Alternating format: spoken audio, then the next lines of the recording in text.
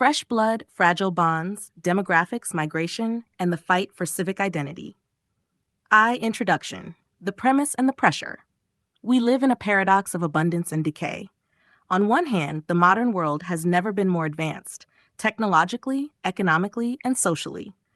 On the other hand, beneath the surface of stability, many of the world's most developed nations are facing a quiet, creeping collapse.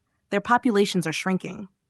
Birth rates have fallen well below replacement levels in countries as different as Japan, South Korea, Germany, and Canada. Even China, once associated with overpopulation, now faces an impending demographic cliff. This decline isn't just statistical, it's structural. Fewer workers, fewer taxpayers, fewer consumers. Aging populations mean ballooning healthcare costs, fragile pension systems, and entire towns hollowing out from the inside. Into this vacuum steps the logic of immigration.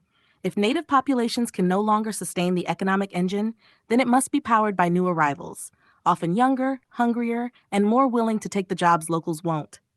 But immigration is not just an economic input. It is a social, cultural, and psychological phenomenon. It touches on identity, memory, belonging, and fear. When migrants arrive in sufficient numbers and with different customs, languages, or values, they are not just seen, they are felt. And when integration falters or feels one-sided, friction arises. From suburbs in London to districts in Paris to rural towns in Germany, we've seen this friction manifest in everything from political backlash to social unrest. This dynamic, migration as necessity versus integration as challenge, is not new. The recent film The Brutalist captures it with haunting subtlety. Set against the backdrop of post-war displacement, it follows a Jewish architect and his wife as they resettle in America. The film, stripped down and architectural in style, is about more than aesthetics. It's about exile, silence, and the untranslatable experiences carried by those forced to leave one world behind and attempt to build another. The protagonist, like many real-world migrants, is talented and needed, but never fully embraced. His work is welcomed, his presence tolerated, but his inner life remains alien. The bond between him and his new environment is never truly organic. It is engineered, functional, but fragile. As we now look to the future, the world faces a similar dilemma at scale. Who will replenish the aging societies? And more importantly, how will these newcomers be received, integrated, and understood? The answer to that question may determine whether fragile bonds become durable civic ties or rupture into resentment. Section 2, the demographic cliff. Who's declining? Who's rising? Across much of the developed world, the numbers are stark and unforgiving. In South Korea, the fertility rate has dropped below 0.8, the lowest ever recorded in modern history. That means each generation is shrinking by more than half. Japan, long aware of its demographic time bomb, now loses nearly 500,000 people per year. China, once gripped by overpopulation fears, is facing a historic population contraction, exacerbated by its one-child legacy and rising economic pressures on families. In Europe, the situation varies slightly by country, but trends uniformly downward. Germany, Italy, Spain, and much of Eastern Europe all hover well below the replacement rate of 2.1 births per woman. Canada hides its demographic weakness behind high immigration numbers, but its native birth rate tells the same story: long-term decline. The implications ripple across society. Shrinking labor forces, undermine productivity and tax revenue. Aging populations place increasing pressure on healthcare systems and pensions. Consumer demand weakens as younger generations dwindle. Put simply, economic vitality is biologically unsustainable without either a miraculous birth rate reversal or an influx of new people. Meanwhile, on the other side of the demographic spectrum, regions like India, sub-Saharan Africa, and parts of Latin America remain youthful and growing. India has now surpassed China as the world's most populous country.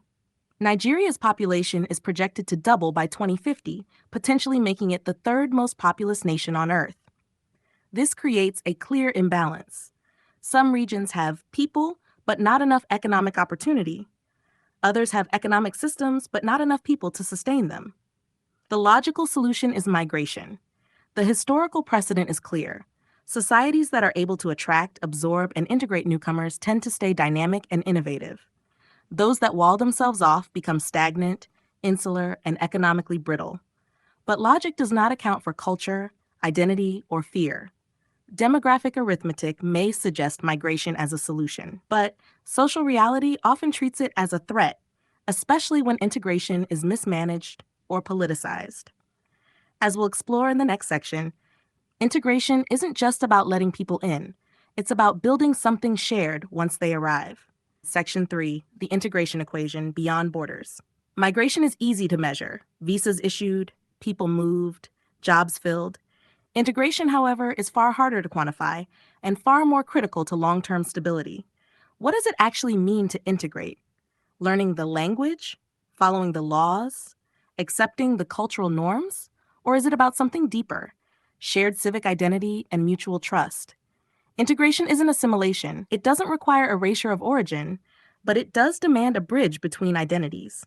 And when that bridge fails to materialize, societies fracture into enclaves of mutual misunderstanding.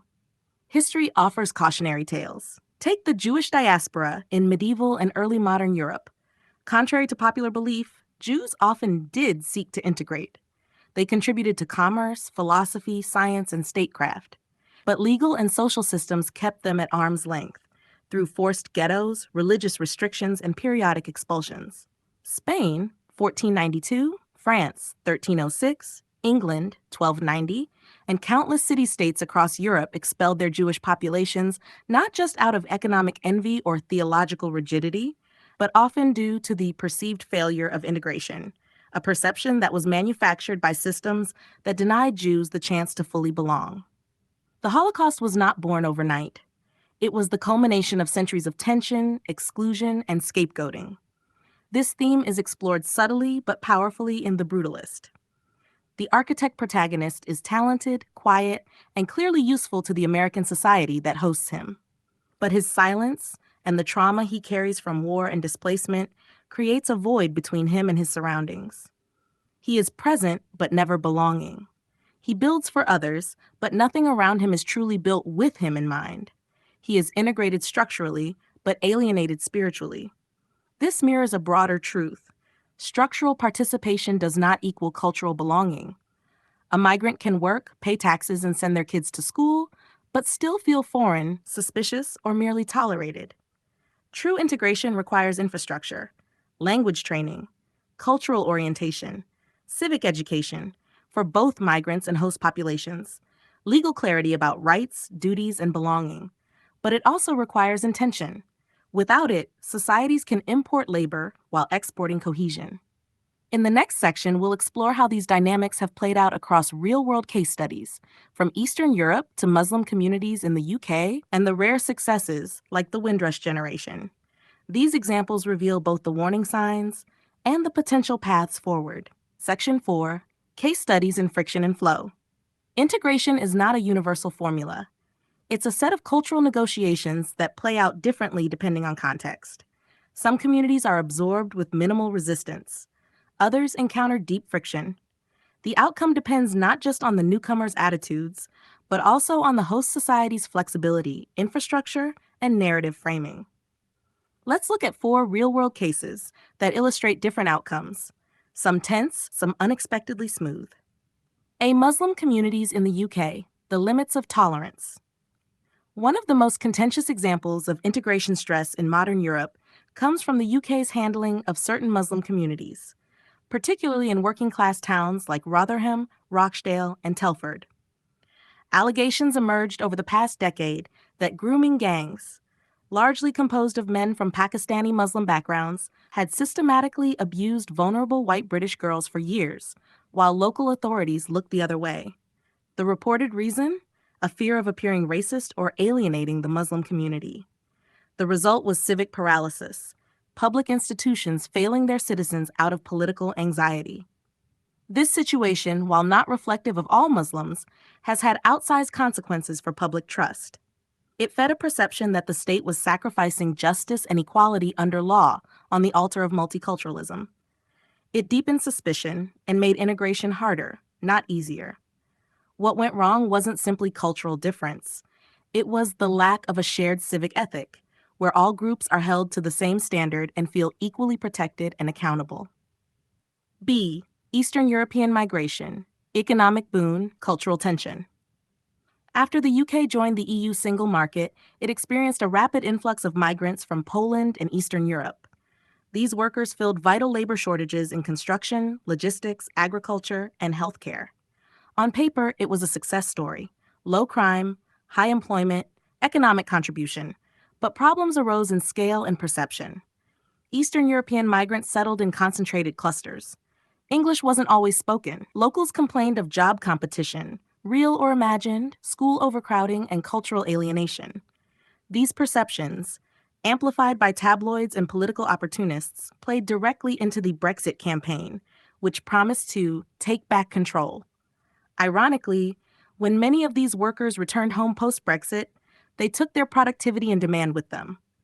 Local economies that once relied on them were gutted. Integration here wasn't a failure of will. It was a failure of narrative. Migrants were seen as temporary labor, not long-term neighbors. See Windrush and African communities, the quiet success.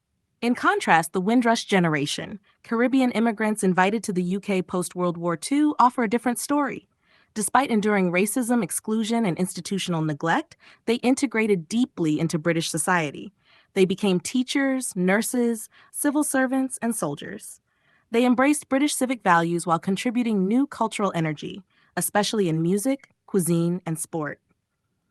Similarly, many African immigrants to the UK have shown remarkable adaptability, often excelling in education and entrepreneurship. Why? Several factors stand out. Linguistic familiarity, many spoke English fluently. Colonial legacy, which created cultural touchpoints. Willingness to adopt civic identity while retaining cultural pride. A focus on education and long-term investment in the host society. These communities weren't perfect models, but they offer a blueprint. Integration is possible when there's mutual effort, institutional support, and a path to full participation. Each case reveals a distinct integration pattern. The Muslim case highlights what happens when laws bend out of fear. The Eastern European case shows how economic logic can't replace cultural connection. And the Windrush case proves that integration is possible when newcomers are treated as future citizens, not temporary assets. In the next section, we'll explore the political implications of these integration dynamics, how elites and ordinary citizens see things differently, and why the tension is only growing. This content is brought to you by Bobby Gigs. Promote your brand here and reach a wide audience across platforms like YouTube, Instagram, and Facebook. Follow the links in the description to get started. Section 5, the political double bind. The politics of migration are uniquely fraught because they exist in two separate realities at once. In one reality, occupied by policymakers, economists, and corporate leaders, immigration is a rational, data-driven solution to labor shortages and demographic decline. In the other reality, experienced by local communities, blue-collar workers, and neighborhood institutions, immigration is a source of cultural disruption, resource strain, and identity erosion. This double bind creates a political feedback loop that is as predictable as it is corrosive. 1. Governments open the gates to immigration out of economic necessity. 2. Communities absorb the social costs, rising rent, school overcrowding, overstretched healthcare, and cultural clashes. 3. Frustration builds, but expressing it risks being labeled xenophobic or racist. 4. Populist movements emerge to channel this unspoken resentment, promising protection and restoration. 5. Governments either clamp down, alienating minorities, or double down, alienating locals. 6. The social contract phrase, not because of migration alone, but because of how it's handled. This isn't hypothetical. It's been the lived experience across many Western democracies over the past 2 decades.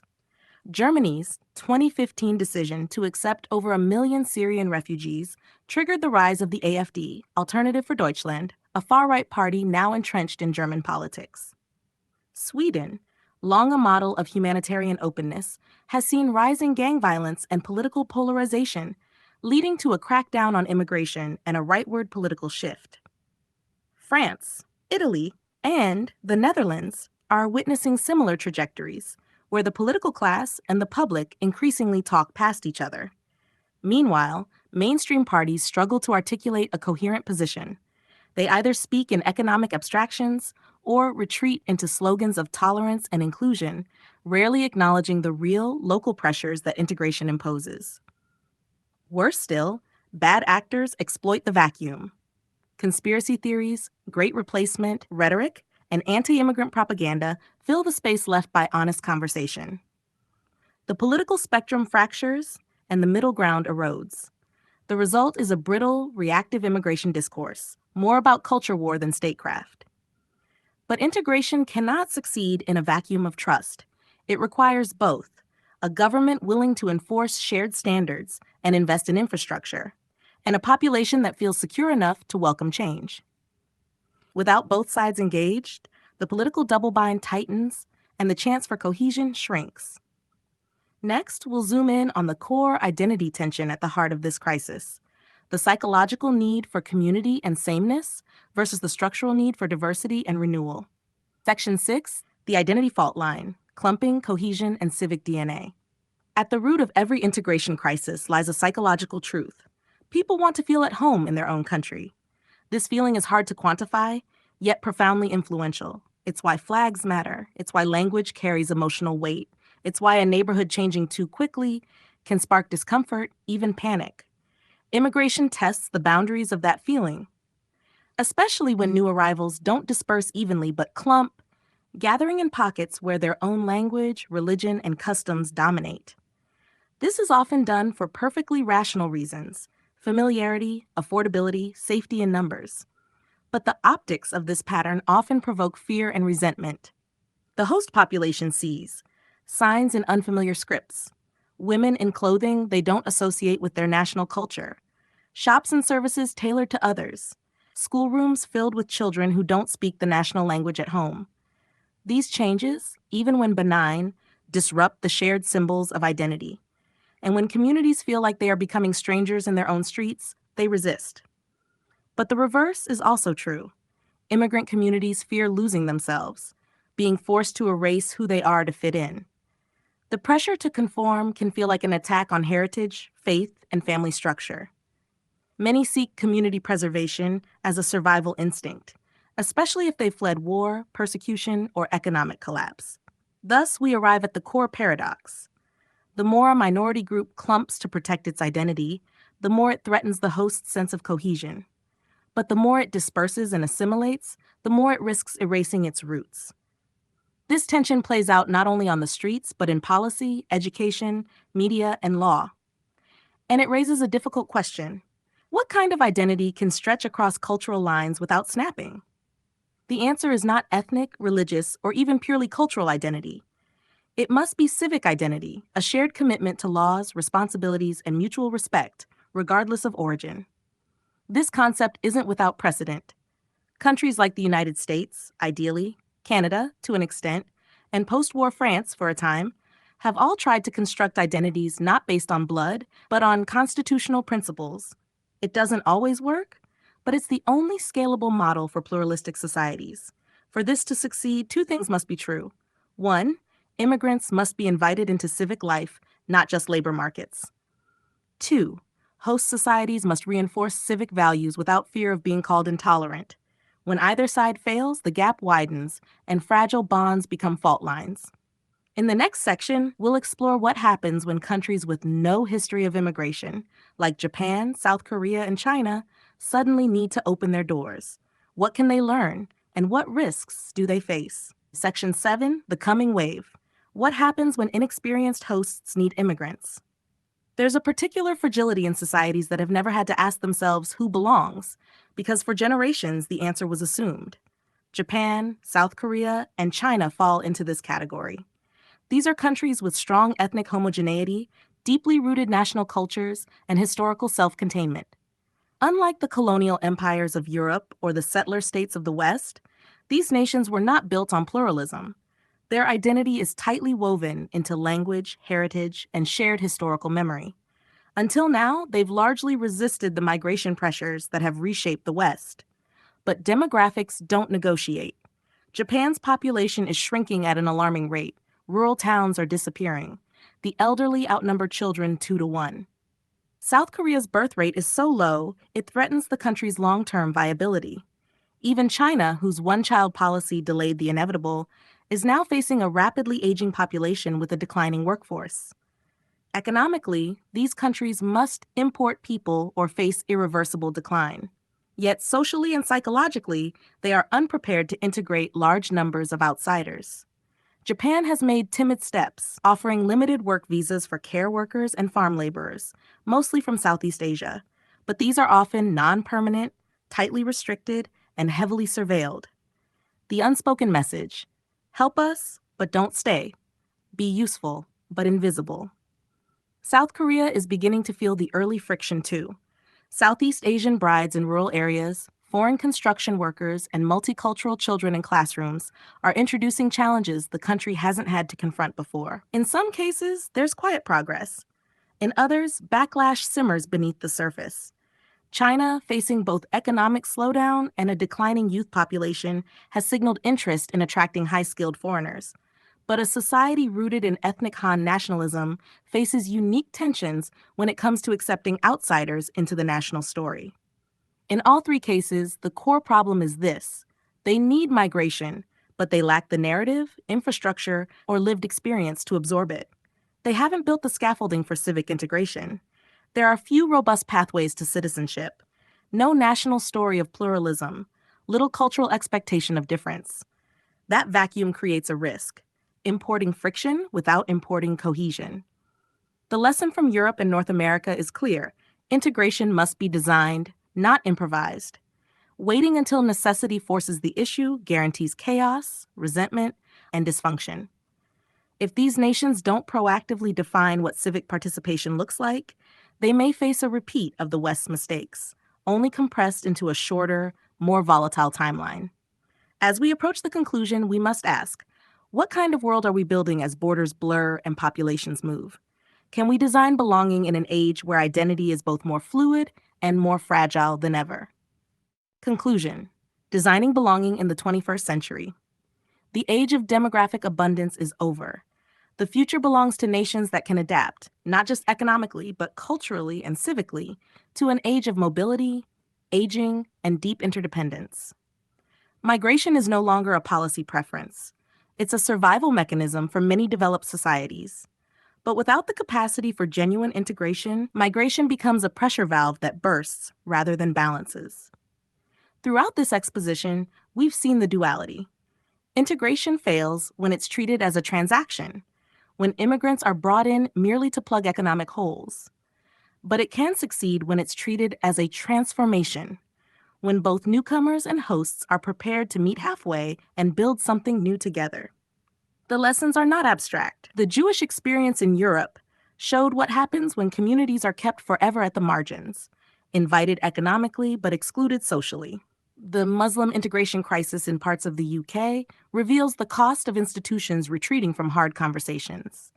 The Windrush and African successes show that integration can flourish with language, respect, and shared ambition. The Eastern European migration wave reminds us that economic contribution is not enough without cultural narrative.